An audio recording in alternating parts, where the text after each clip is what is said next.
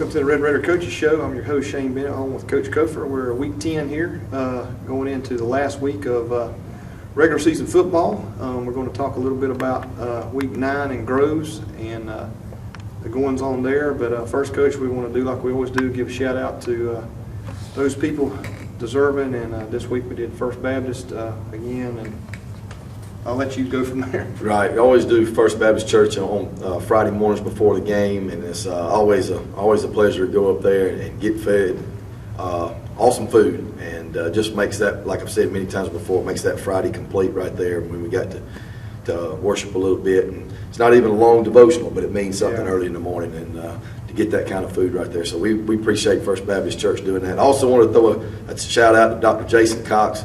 He's always on the sideline with us, doing a lot of extra work right there and seeing our boys, and made a trip up here last week to look after a couple of our guys and doing that, and we just really look forward to it.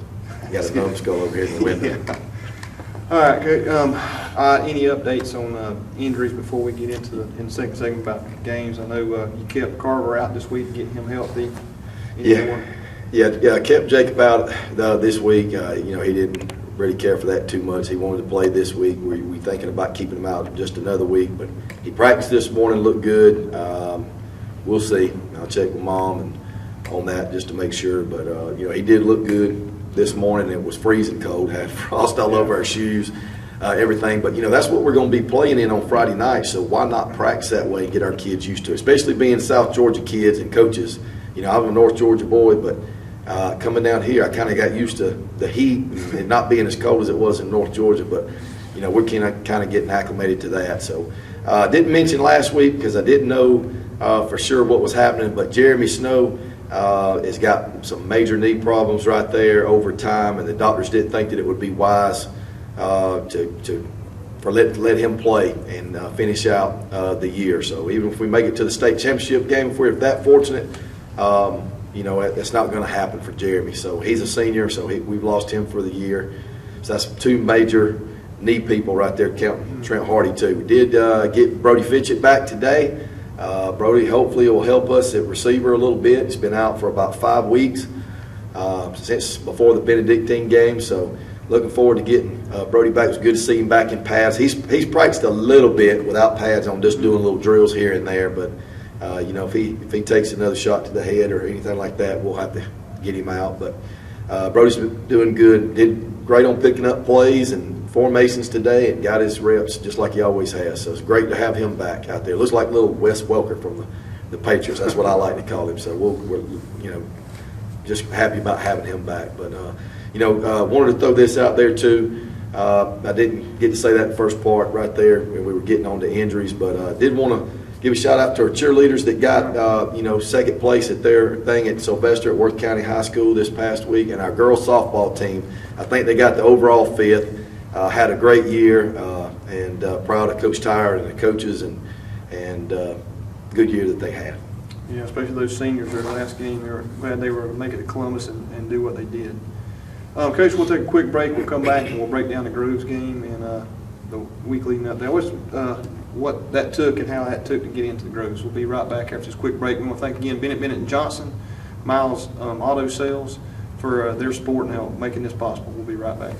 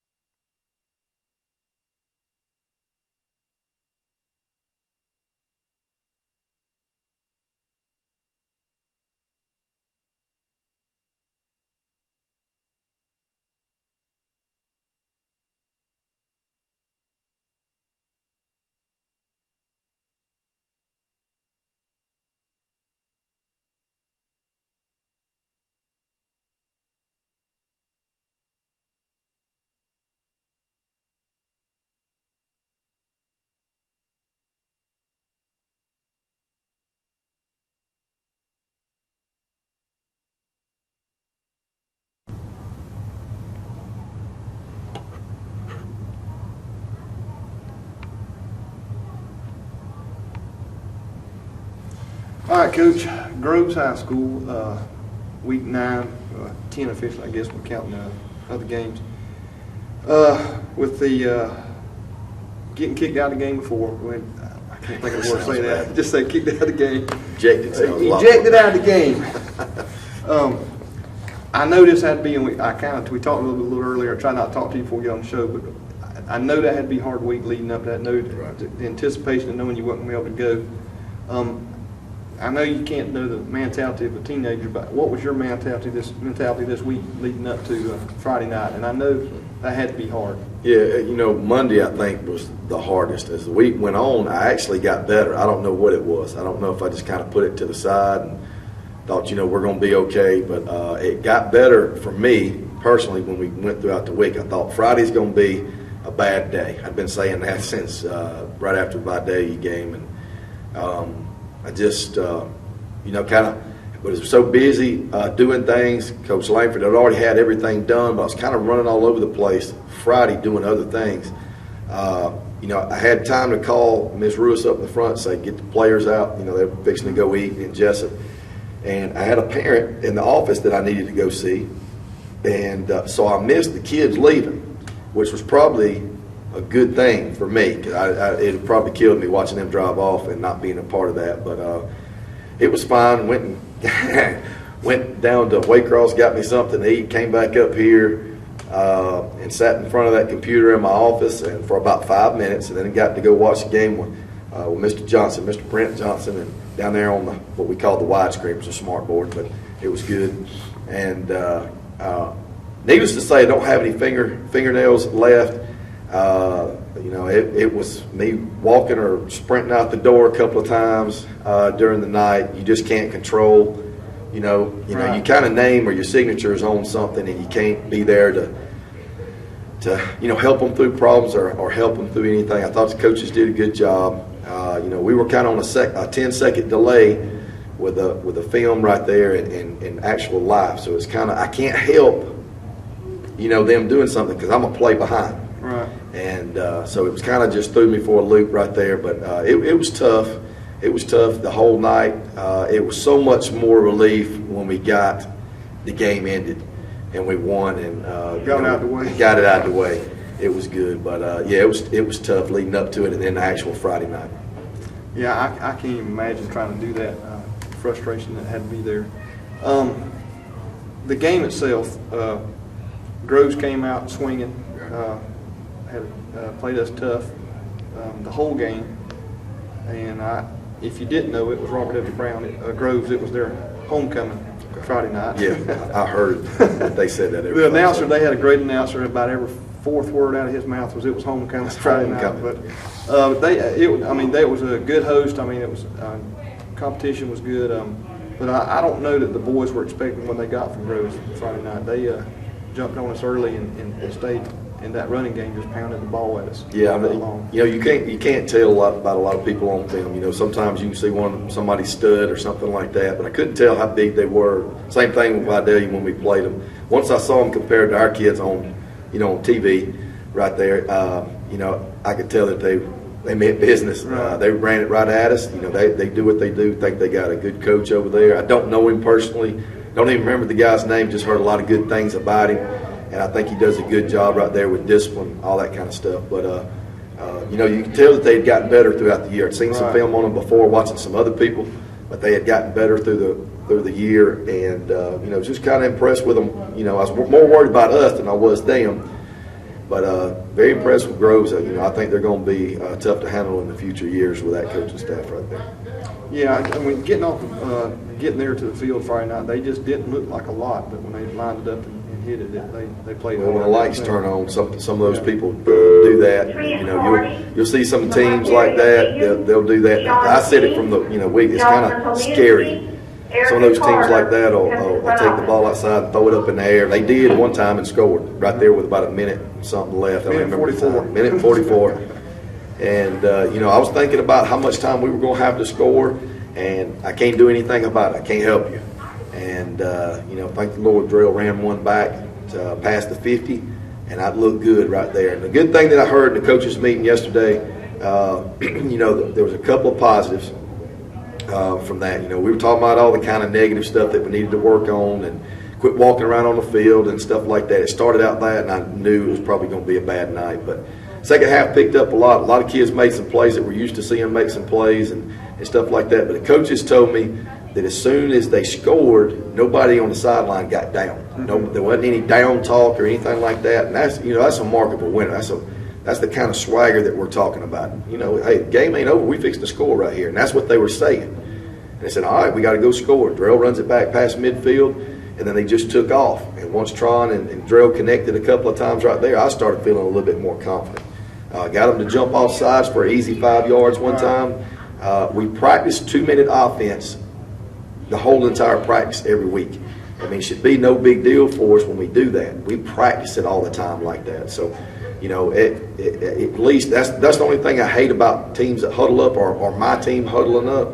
I don't want them to get used to that, because if 2 minute comes about and you got to score, you're ready for it. We already practice like that and work like that. So, God bless our. It looked natural for them. That minute 44, Drell came out. It didn't look like they panicked. Right, that was it. Drell was a senior. The senior stepped up to the plate. It looked natural. And Tron made one of the best catches in his clutch situation I've seen all year. Yeah. On that, I think it was the third long, but just a beautiful catch on that right side on our side there. Yeah, he made 2 catches over there. One time got out of bounds with about 3 guys on him. And I thought those 2 guys took over, but I don't want to discredit the offensive line. I thought the offensive line got us down there too on some 13 leads. We call it 13 lead where Drell, Anthony Florence led him down through there. Drell broke it outside a couple of times and then makes the touchdown run right there. So, got to give the offensive line and Dalton Allman and those guys were doing a great job on the edges blocking. They turned it on in the second half, especially the fourth quarter. I thought, Demetrius Williams stood out big to me. He's one of those that kind of called out at halftime, and Jay, and I thought they rose up second half. It looked like we were getting blown off the ball in the first half. Mr. Johnson and I were sitting there watching that, and I said, we just getting blown off the ball. Second half, it didn't look that bad. Fourth quarter especially, it looked like we were making some plays. They threw that touchdown with, under 2 minutes to go, but otherwise I thought we were getting better. We just weren't putting the ball in the end zone. And they held the ball kind of like Jeff Davis did a lot in the third quarter, and we just got to get the football. We got to make plays. Third downs, fourth downs, third and longs, and, we're giving them yardage. We got to make those plays. We got to get that ball back. We got to cause some turnovers. Yeah. It was exciting, I will say that. And I think my biggest positive taken from there was it just looked natural for that minute. Sean King comes to the front office. Something they knew how to do it. They were, like you say, confident on the sidelines. And then the two-point conversions that were converted in that game, both real well executed. Tron did both of those. Yeah. Usually that's Drell's spot, but I think Drell was kind of worn out by that time, and Tron knows that he's supposed to go in. If Drell makes a good play or a long play, if he's winded, if Tron's winded, Drell goes in there. So they kind of switch that out. No problem about that. Tron got to run one in, and then got to throw one in. I think he was excited because he threw a pass in an actual football game and got, completed it for a 2-point conversion. But, Coach Conner calls those right there. I'm always right beside him, and he's probably the first one that I've ever, really trusted. There was another coach at Cook, Coach Andy Reichert, that did those two, but he and I would talk about it more. Coach Conner just kind of takes over that, and he sees that, so he knows it as well as I do about what to do and when to do it. I was actually saying kick it, and then he snapped it. But Tron had the leverage on that guy. There's just certain things I don't want to tell you on camera that we look for on leverage out of the water bucket on the extra point that, we'll go for 2 sometimes. And just give it's a little momentum advance right there. If you can get one of those 2-point conversions that puts you up 1 more point plus a little momentum. And then right there at the end, Demetrius getting the pick right there at the end of the game. Yeah, back. I was yelling at him the whole time. I didn't know who it was. We were watching on the phone live, and that too. And we were telling him to get down. And I didn't know who it was. It was get the police to go down and let's run this clock out. But by the time he got tackled, it did run out. I think he was thinking state there. He was thinking of scoring, and God bless him. He turned it up right there at the fourth quarter and made a lot of plays in the second half. And so, Demetrius, you did a good job. So a little shout out there, Coach Joe Bordeaux for years is any defense to get a run back or an interception for a touchdown, he'll come and cook them steak for breakfast or out here later. He's always done that, and the boys, that's a thing of pride for the boys to get a steak from Coach Bordeaux. So, I guess anything else, Coach, what's the biggest positive you take from Friday night? A win's a win. you know, at least on, you know, when I left the school, I was here watching the game. When I leave, you know, I told them that this morning when we practiced. I said, you know, and I ended on a positive note. I said, you guys never doubted. I said, that's what we've been trying to build on. I said, the first of the game stunk, didn't like any of it. You didn't take advantage of some certain things. You didn't hustle the way you're supposed to hustle and take this game serious. We have yet to play a four-quarter game in my book. And I thought, you know, you really turned it up even after they scored. Some teams will quit. You know, it's over. There ain't no way. Our kids didn't doubt. I took that as a big plus. And it wasn't just it wasn't offense, you know, being positive. It was a defense also. And the coaches even said it. When all the coaches say, Coach, it never got down on the sideline.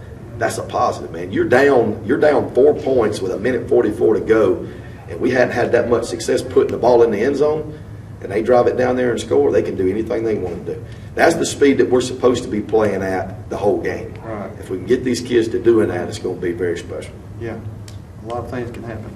We'll take a quick break and we'll come back and break MCA and get out of here. We'll be right back.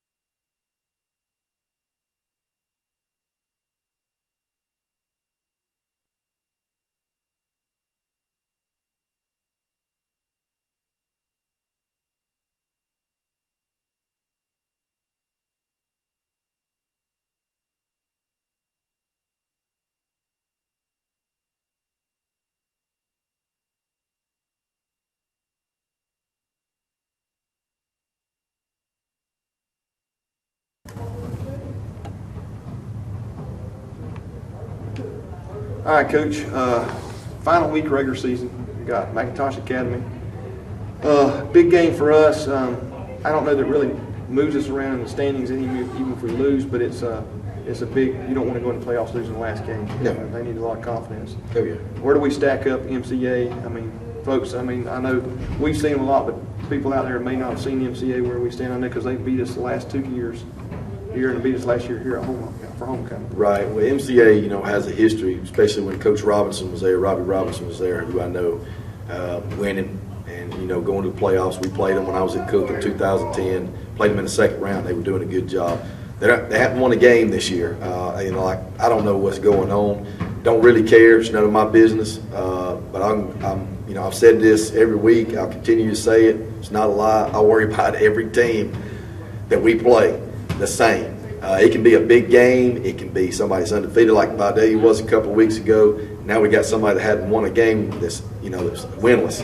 I still like the same way. We're still going to prepare the same way. We're still going to run them the same way. We're still going to live the same way. Nothing changes. And, you know, I just have I don't know. I just have a hard time with anybody that doesn't take anything like that serious to me. But, you know, they spread it around. They got a new coach that was a defense coordinator at Pierce County the past few years. I've coached against him. Don't know him that well, but did meet him and talk to him a couple of times. Real nice man. I don't know who else is on the coaching staff with him, but they're running the same kind of stuff that we do. It's the same system. You know, routes are a little bit different, but most of the formations are the same. They're throwing it, you know, 40-something times a game. They're throwing it a lot. So we got to get our pass defense ready for that. Defensively, we're seeing a 3-5 and a 3-4. You know, they'll base out of a 3-5, but they're going to show 3-4 with two safeties a lot. It's nothing that we hadn't seen. We see 3-5 in practice when we were practicing against our defense. Seen 3-4 and 4-4 the whole year. Saw 3-4 against Benedictine. So, you know, they'll give up some passes. They don't want to get you know, you to beat them deep or anything like that. They'll give up everything up underneath, but you know, definitely talented enough.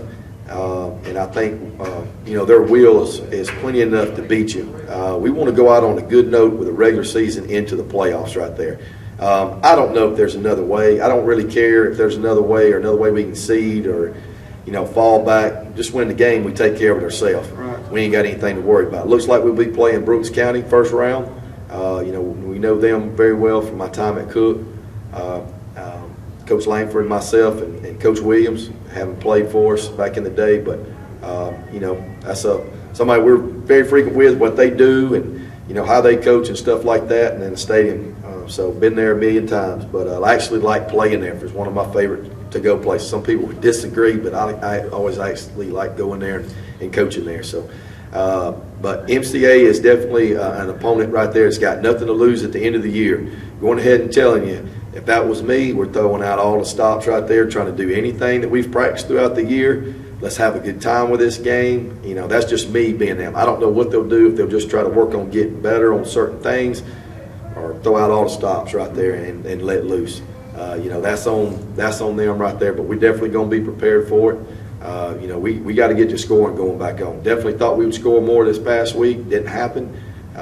Yeah, I'm big into that. I want us to score on defense also and score on special teams. We've got to get a return. I don't care if it's an interception return, punt return, or kick return.